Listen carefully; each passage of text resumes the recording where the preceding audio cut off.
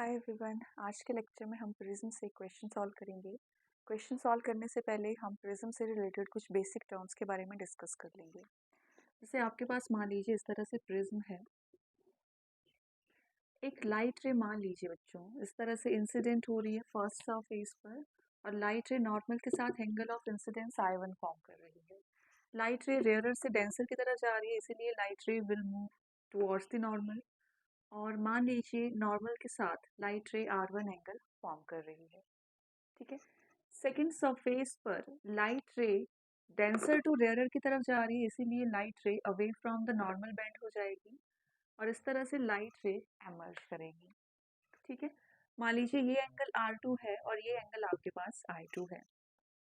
Light रे सीधी जा रही थी, लेकिन लाइट रे इस तरह से डेविएट हो जा रही है। अगर मैं इंसिडेंट रे और रिफ्लेक्टेड रे को इस तरह से बैक ट्रेस करूं, तो यहाँ से मुझे एंगल ऑफ डेविएशन की वैल्यू मिल रही है, यानी कि प्रिज्म ने एंगल डेल से इस लाइट रे को डेविएट कर दिया।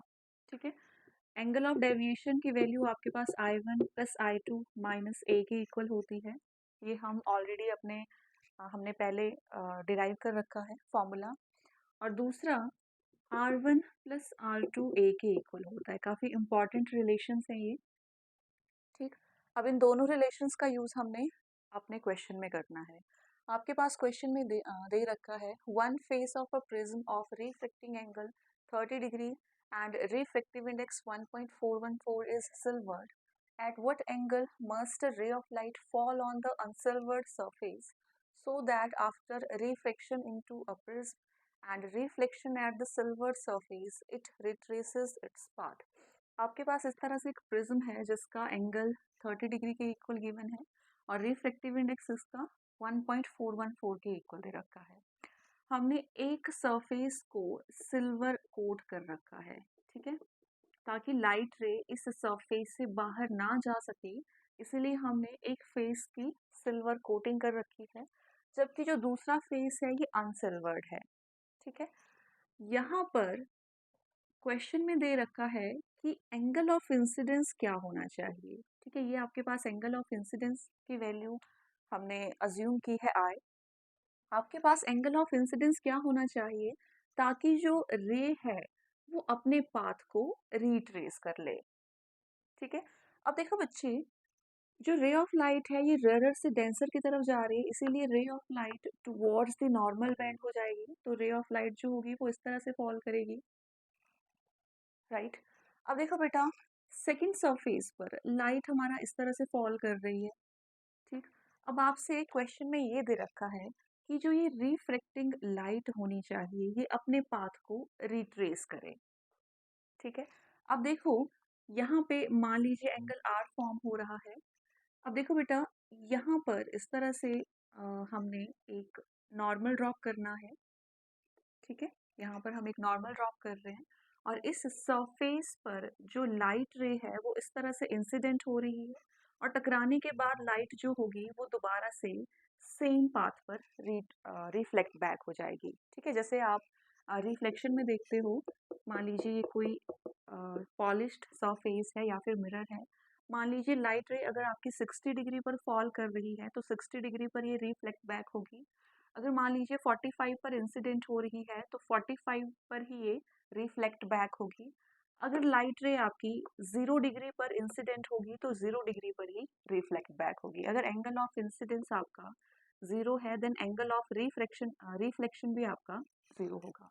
ठीक है। तो सेम सेकंड सरफेस पे हो रहा है। अगर लाइट रे इंसिडेंट करती है 0 डिग्री पे तो एंगल ऑफ रिफ्लेक्शन भी आपका 0 डिग्री के इक्वल रहने वाला है। ठीक है। सेकेंड सरफेस पर तो R1 की वैल्यू आपके पास 0 है। ठीक। अब देखो बच्चे, हम इस रिलेशन का यूज करेंगे R1 प्लस R2, ये A के इक्वल होता है, राइट। अच्छा, ये R2 रहेगा, ठीक है, क्योंकि सेकेंड सरफेस की बात हो रही है तो यहाँ पे R2 रहेगा और ये आपके पास R1 है। तो R2 आपके पास 0 के इक्वल है, R1 की वैल्यू हमें नहीं पता, और एंगल ऑफ प्रिज्म आपके पास 30 के इक्वल है। It means R1 is equals to 30 degree. ठीक है। तो R1 की वैल्यू अपने पास 30 डिग्री के इक्वल आ गई है, राइट। अब देखो बच्चे, यहाँ पर रिफ्रैक्शन हो रही है, हमसे आई की वैल्यू पूछी है और यहाँ पे रिफ्रैक्शन हो रही है, यानी कि हम यहाँ पे स्नेल्स लॉ का यूज कर सकते हैं। ठीक है, अब according to Snell's law refractive index of the first medium का refractive index that is 1 into sine of angle of incidence I is equals to refractive index of the second medium that is 1.414 into sine of angle of refraction that is sine r1, right? So ये बनेगा sine I is equals to 1.414 and sine r1 and r1 is 30. So sine I is equals to 1.414 divided by sine 30. Sine 30 is 1 by 2, तो मैं यहाँ पे 2 denominator में लिखूंगी। 1.414 इसे हम लिख सकते हैं अंडर द रूट 2 की फॉर्म में डिवाइडेड बाय 2। ठीक है, तो अब ये आपके पास बनेगा sine of i is equals to root 2।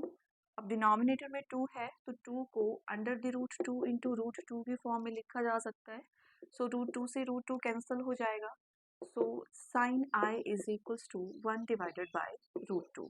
ठीक है, इसका मतलब it implies angle of incidence is equals to 45 degree, क्योंकि हमें पता है साइन 45 आपके पास 1 ओवर अंडर द रूट 2 के इक्वल होता है।